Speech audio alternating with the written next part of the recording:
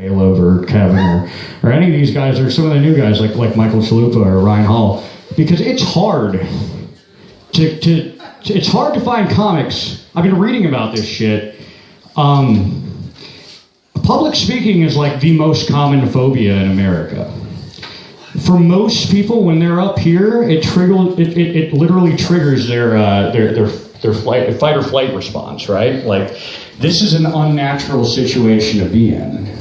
So basically, any single comic that you're looking at, we are fundamentally broken people. And really, when you think about it, that explains our entire political system as well. These are people that you cannot trust to make good decisions to keep themselves, and by extension us, out of shitty situations. These are people who, they get off on putting themselves in shitty situations. They get off on putting other people in shitty situations. And this is 2016 in a nutshell. Okay, so politics. We're going to talk about politics. That was my very awkward way of transitioning into that. Trump. Get a guy.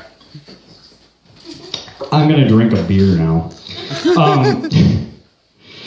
Okay, so look, I have a lot of friends online, and they know what my political leanings are. And they send me these articles, and they tend to send them from this probably not very reputable websites called US Uncut. And, you know, they send me these articles because they think I'll like them, and I read them, and I do enjoy them. And I want to pay it forward. I want to continue to spread the gospels of Sanders. Some of you guys might be into that, some of you guys not. But anyway. I like them too. Well, thank you, fellow socialists. But I feel like I'm fucking it up, man. Every time I go to that website looking for other articles to share with people, like I type in, you know, HTTP, // because I'm fucking old. And I type in usuncut.com. But every time I go to that website, I just end up looking at a bunch of uncircumcised penises, so... But I'll give them the benefit of the doubt, right? I'm like, okay, whatever, you know, maybe the primaries took some weird turn since I wasn't paying attention. So I click on one of the videos. Yeah, it turns out it's Us Uncut. I got 15 minutes on my phone. It's Us Uncut, us, a bunch of men with uncircumcised penises. Oh, yeah. It's a porn site. But I'm kind of into that shit sometimes, so... Because I had to know what one looked like. Because I've heard the stories, you know. And I was a little curious. And I'm not going to lie, now I'm kind of into that shit. That's the problem with porn. Porn is like, it's like the most addictive drug in the world. Like, you can't... You get into that shit and you start getting porn brain, like... And this is what I mean, like we're the first generation ever that's going to have to search for, or not going to have to search for porn, actually. Like, that young kids aren't going to be able to relate to that. Like, and that was something that would, you know, when I was coming up, I'm 30 years old, you would have, like, life bonding experiences and lifelong friendships just based on porn. Like, there was a guy, I'm not even really friends with the guy, but, oh wait, he knows where his dad's stash is, suddenly we're fucking friends. Well, and it's weird. You know, like, okay, it's like, all right, I barely know this guy, but he's like, fuck it, man, we're going to my parents' house later tonight.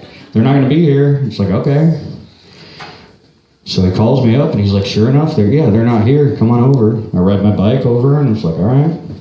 This motherfucker's got R. Kelly playing in the background. Okay, that's a little awkward. But, you know, I'm just going to run with it. And right as R. Kelly is like, my mind is telling me no. My body is telling me yeah. That exact moment, he starts jacking off. Oh my God. I'm like, yes, your body is definitely telling you yeah. But you know what? It's telegraphic. It's not a gay thing, though. Like, it's not that bad. He had his shit covered up with a blanket. And it's not like I went over there and blew the guy. Because honestly, if I did go over there and blow the guy, it's okay because I owe him. This is the only time I get to see tits for the next 3 months, man. It's just like, you're helping me out. Guess I'll help you out. So it would be remiss of me to be standing up here with a microphone in my hand talking about current events without bringing up the passing of one of the greatest entertainers of our generation, Prince. Yeah. You know, that motherfucker, man, like, I don't care whether or not you're into his music at all. All I have to say is that if you were born between like 1985 and 1994, which statistically speaking, I think about 90% of this room is, you owe your very existence to the fact that Prince's music made your parents want to fuck. Because that was the kind of guy he was. Like, Prince was a world-renowned sex icon. And people gave him a lot of shit. People gave him a lot of shit for those outfits that he used to wear. Exactly. See? Exactly. He was the sign. No. He wasn't getting laid despite those outfits. He was getting laid because of those outfits. Yeah. Because I'm trying to tell you this. Like, do the following mental exercise with me. Picture Prince that everybody knows and loves. Picture all 5 feet and 3 inches of him. And that pencil-thin mustache, and now put him in a McDonald's uniform. I'm pretty sure that there are very few of you that want to fuck Prince right now. However, stick some frilly shit on the wrists of that McDonald's uniform and on the collar, and suddenly he's a fucking sex machine.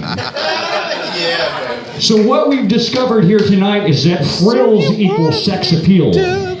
The Victorians had that shit figured out. I need to avoid wearing more frills for myself. Sexy. But again, where do you fucking buy that? I think he was famous enough he had his own tailors. I'll stop myself. I'm sorry. The furniture store? I guess I see where you're going with that, because it's almost like he had a fucking doily just embroidered around his neck. But Prince could pull that shit off, man, so God rest his soul. Amen. I don't mean that to be a downer. I love the guy. I love his music. But, all right, let's get back to more local shit. What is happening with our high school teachers these days? Like, I can't go... It's like every week and a half I'm reading an article in the news about some 31, 32-year-old high school teacher, female, who's had sex with like a 16-year-old student, and now she's in jail. And, you know, it's always somebody in like Archer County or Vernon or Burke or here. And I think in one of those cases, it was 2 separate teachers that got arrested for sleeping with the same young 16-year-old man. Now, I'm not going to go the obvious route and go, where were these teachers when I was in high school? Because fuck that. You guys paid $5 to get in here, okay? I respect comedy more than that. So I'm not going to go take the easy road. What I am going to say is, where are these bitches now? I am 30. They're single. I'm single.